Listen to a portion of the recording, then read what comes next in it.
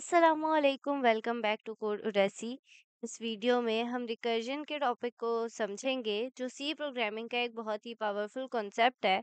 अगर आपने अभी तक रिकर्जन के बारे में नहीं सुना या आप बिल्कुल बिगिनर हैं, तो इस वीडियो में हम बिल्कुल बेसिक लेवल से रिकर्जन को स्टार्ट करेंगे और हर स्टेप को क्लियरली समझेंगे।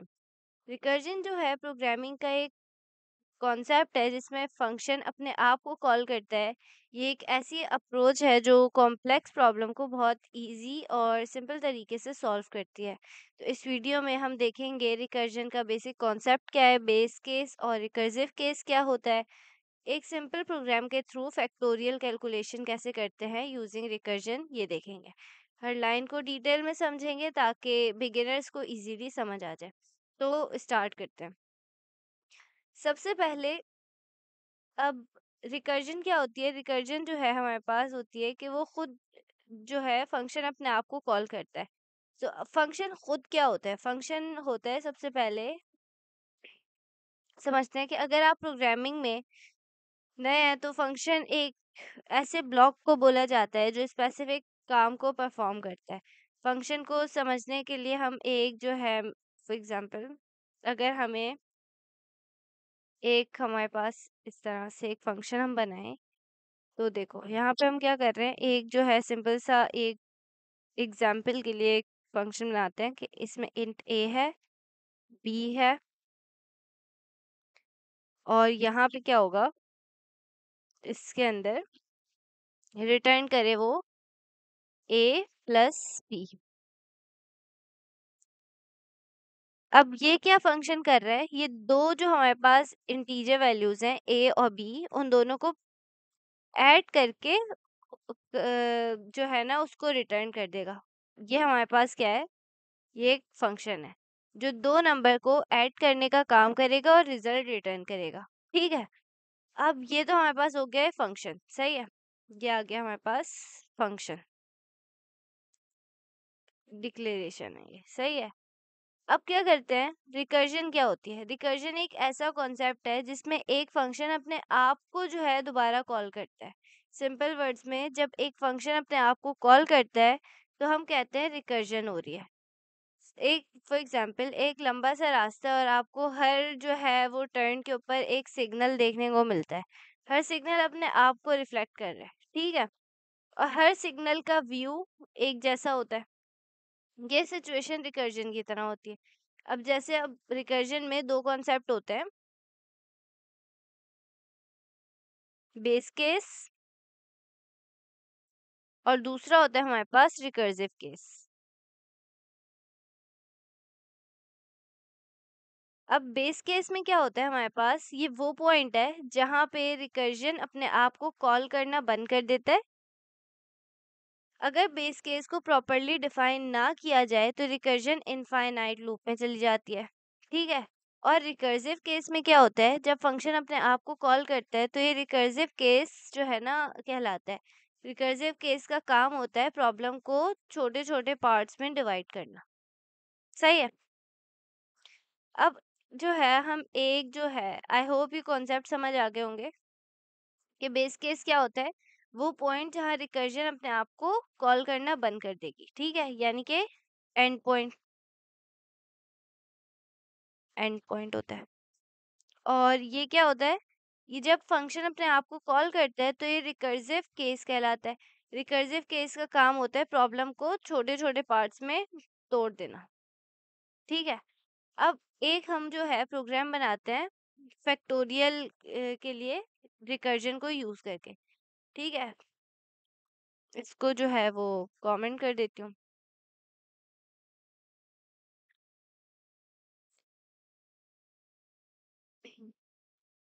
अब देखो, अब हम फैक्टोरियल का एग्जाम्पल देखते हैं। फैक्टोरियल का मतलब होता है कि किसी भी नंबर का उस नंबर तक के सारे नंबर से मल्टीप्लिकेशन। अब जैसे अगर 5 का फैक्टोरियल हम निकालें, 5 का फैक्टोरियल, सही है, तो ये क्या होगा, 5 का फैक्टोरियल यानी कि 5 से लेके 1 तक जितने भी नंबर्स हैं इस नंबर को मल्टीप्लाई कर देगा। जैसे 5 को पहले 4 से मल्टीप्लाई करेगा, फिर उसके बाद जो है 5 को 3 से मल्टीप्लाई करेगा, फिर जो है 5 को 2 से मल्टीप्लाई करेगा और फिर 5 को 1 से मल्टीप्लाई करेगा। ये होता है हमारे पास फैक्टोरियल। सही है, तो क्या हमारे पास आंसर आना चाहिए? 5 4 ज़ा 20, 20 जो है उसके बाद आएगा 120। सही है।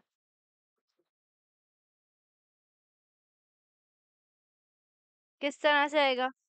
5 को मल्टीप्लाई बाय 4 करो, फिर उसको मल्टीप्लाई करो 3 से, फिर मल्टीप्लाई करो 2 से और फिर 1 से। 5 4 ज़ा 20, 20 3 ज़ा 60, 60 2 ज़ा 120। सही है, तो क्या आ जाएगा हमारे पास? 120 आ जाएगा। अब फैक्टोरियल तो समझ आ गया, फैक्टोरियल होता क्या है। अब फैक्टोरियल जो है हम इसके लिए प्रोग्राम बनाते हैं, ठीक है, और देखते हैं कि यही कैलकुलेशन रिकर्जन के थ्रू कैसे की जा सकती है, वो देखते हैं अब। ठीक है, अब यहाँ पे सबसे पहले क्या करते हैं हम, सब अपनी लाइब्रेरी इंक्लूड कराते हैं, stdio.h। ये क्यों यूज होती है? ये एक इनपुट आउटपुट फंक्शंस के लिए हेडर फाइल को इंक्लूड करती है, जिससे हम printf और scanf के फंक्शंस को यूज कर सकते हैं। ठीक है, उसके बाद जो है हम करते हैं इंट फैक्टोरियल। यहाँ पे क्या बना रहे हैं, हम एक फंक्शन फैक्टोरियल डिफाइन कर रहे हैं, जिसमें जो है हम क्या कर रहे हैं,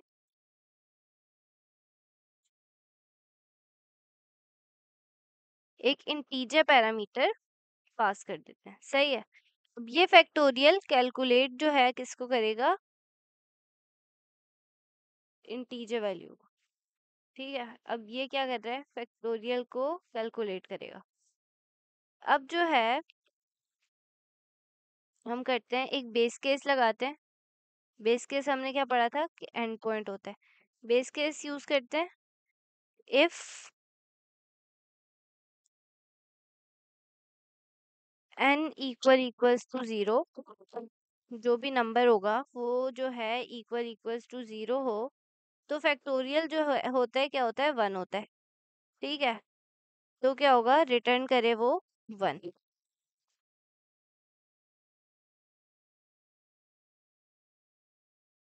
अब यहाँ पे क्या है कि अगर जो हमारे पास फैक्टोरियल है वो है क्या है? 0 है, तो जो नंबर है वो 0 है, तो फैक्टोरियल हमेशा 1 होता है। इस केस में रिकर्जन अपने आप को कॉल करना बंद कर देगा और 1 रिटर्न कर देगा। ये बेस केस का रूल जो है वो अब प्ले कर रहा होता है। अब क्या करते हैं? एल्स कंडीशन लगाते हैं, else return n multiply by factorial n-1। ये क्यों यूज किया है? देखो, अब हमारे पास ये रिकर्सिव केस है। अगर जो है हमारे पास n 0 नहीं है, तो फंक्शन जो है अपने आप को रिकर्सिव कॉल करता है, लेकिन इस बार जो है n-1 के साथ। अगर हम फैक्टोरियल जो है फॉर एग्जांपल 5 कैलकुलेट कर रहे हैं, तो ये कॉल क्या होगा? कॉल होगा हमारे पास 5। देखो यहाँ पे पहले इसको मैं जो है ना, अब देखो यहाँ पे क्या होगा? 5 होगा मल्टीप्लाई किसके साथ? फैक्टोरियल 4 के साथ। n-1 का ये मतलब है कि जो हमारे पास यहाँ पे देखो क्या हो रहा था, 5 मल्टीप्लाई हो रहा था 4 से, फिर 3 से, फिर 2 से, फिर 1 से।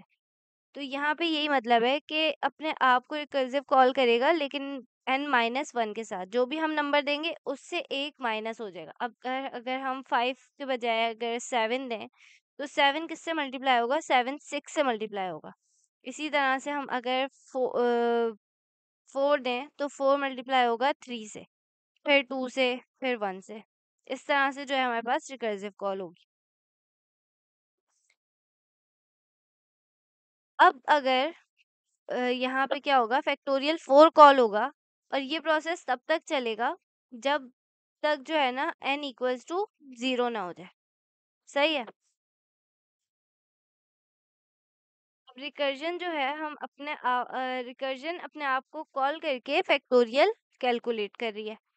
अब आगे देखते हैं यहाँ पे अपना मेन फंक्शन जो मेन हमारे पास होता है फंक्शन वो लगाते हैं। यहाँ से हमारे जो मेन फंक्शन होता है यहाँ से जो है हमारा प्रोग्राम की एग्जीक्यूशन होना स्टार्ट होती है। सही है।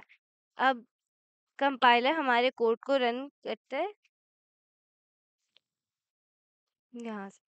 अब क्या करते हैं एक जो है हम वेरिएबल बनाते हैं इंट नम इक्वल्स टू 5 ही कर लेते हैं। ऊपर हमने एग्जांपल्स में देखा था 5 ले लेते हैं। आगे जो है हम क्या करते हैं अब ये एक वेरिएबल हमने नम डिफाइन किया है और इसमें हमने क्या स्टोर करा दिया 5 स्टोर करा दिया जिसका हम फैक्टोरियल कैलकुलेट करेंगे। आगे क्या करते हैं int result equals two factorial और नम। सही है। अब इसका क्या मतलब है ये हमने फैक्टोरियल फंक्शन को कॉल किया और उसका रिजल्ट जो है रिजल्ट वेरिएबल में स्टोर कर दिया। ये हमने रिजल्ट वेरिएबल बनाया ठीक है जिसके अंदर कौन सी डेटा टाइप की वैल्यू स्टोर होगी इंटीजर डेटा टाइप की। और हमने यहाँ पे क्या किया ये फंक्शन कॉल करा दी। ये हमने बनाया था फैक्टोरियल के नाम से जो फंक्शन बनाया था यहाँ पे हमने उसको कॉल करा दिया। अब क्या करेंगे हम जो हमारे पास रिजल्ट है उसको प्रिंट करने के लिए प्रिंट एफ यूज करेंगे प्रिंट एफ। और इसके अंदर हम जो फैक्टोरियल हमारे पास हमारे नंबर का कैलकुलेट होगा उसको प्रिंट कर देते हैं। अब यहाँ पे क्या किया हमने फैक्टोरियल एक मैसेज पहले प्रिंट करते हैं फैक्टोरियल ऑफ जो भी हमने नंबर दिया %d लिख देंगे इंटीजर वैल्यू है इज %d किस में स्टोर था वो नम में। ये देखो ये 5 किस में स्टोर है नम में। और जो हमारा फैक्टोरियल है रिजल्ट जो फैक्टोरियल है वो कहाँ पे हमारे पास सेव स्टोर है रिजल्ट में। यहाँ पे हम रिजल्ट लिख देंगे। आगे लिखेंगे रिटर्न 0। यहाँ से हमारे प्रोग्राम की एग्जीक्यूशन एंड हो जाएगी। यहाँ पे प्रोग्राम सक्सेसफुली एंड हो गया इसलिए हम रिटर्न 0 लिख रहे हैं और ये इंडिकेट करता है कि प्रोग्राम सही तरीके से टर्मिनेट हो जाएगा। यहाँ पे देखो हमने देखा रन करके देखते हैं।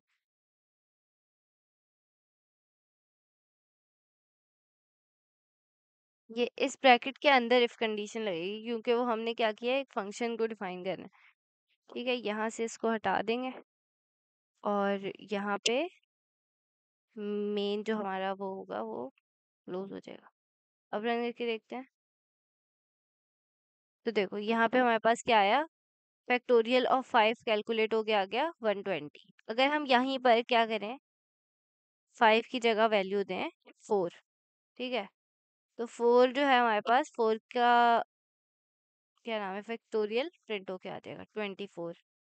इसी तरह हम मल्टीपल नंबर्स के अपनी मर्जी से फैक्टोरियल्स कैलकुलेट कर रहे हैं रिकर्जन को यूज करके। अब अगर हम इसके अंदर असाइन करने के बजाय यूजर से ही हम पूछ लें कि किस उसको कौन सी वैल्यू प्रिंट करानी है तो वो क्या होगा उसको कैसे करेंगे वो भी देख लेते हैं।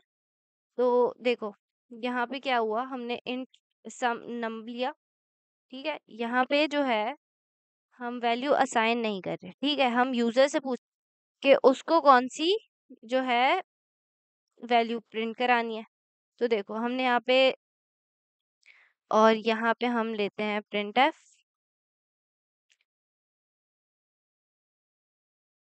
हम enter your number enter number लिखते हैं। आगे हम इसको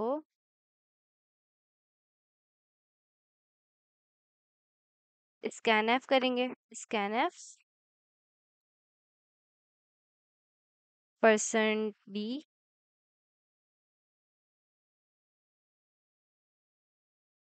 एंड क्या होता है एड्रेस ऑपरेटर होता है। जो किसका एड्रेस बता रहा है, स्कैनफ को नम वेरिएबल का एड्रेस बता रहा है। आगे फिर हम प्रिंट करा देंगे। अब जो है ना, यहीं पर हम फंक्शन को कॉल करेंगे, ठीक है। जब हम रिजल्ट प्रिंट कराएंगे, रिजल्ट प्रिंट जब कराएंगे, तो हम क्या करेंगे, यहीं पर ही फंक्शन को कॉल कर लेंगे। इसके अंदर print F factorial of %d, जो हमने यहाँ पे नंबर दिया है ना, इसके अंदर कहाँ गया, इसके अंदर जो हमने यहाँ पे दिया है ना नंबर, ठीक है, उसको क्या करेंगे, हम यहाँ पे लिख देंगे। इसकी बजाय ना मैं उसी में ही थोड़ी सी चेंजेस कर देती हूँ, ठीक है। या फिर इसको, हाँ, फिर इरेज कर दिया। अब देखो, यहाँ पे जो है ना, factorial of %d is %d लिखेंगे, क्योंकि दोनों जो हम यहाँ पे एंटर कर रहे हैं वो कौन सी इंटीजर वैल्यू है, और जो हमारे पास रिजल्ट में आएगी वो भी इंटीजर वैल्यू है। लेकिन यहाँ पे रिजल्ट वेरिएबल के बजाय हम यहाँ पे क्या करेंगे, हम फंक्शन को कॉल करेंगे फैक्टोरियल, और हम नम लिख देंगे, जो हमने नंबर उसको दिया है, ठीक है। आगे हम ब्रैकेट को क्लोज करेंगे। अब जो हमने फंक्शन को कॉल किया उसको और रिजल्ट को प्रिंट कर देगा, फैक्टोरियल को कैलकुलेट करेगा और रिजल्ट को प्रिंट कर देगा, ठीक है। अब इसे रन करके अगर देखें, तो देखो हम यूजर से पहले नंबर लेगा, अगर हम 5 लिख दें तो उसने कैलकुलेट कर दिया फैक्टोरियल 5 का। अब इसी तरह अगर हम यहाँ पे लिखें 4, तो उससे 4 का कैलकुलेट कर दिया।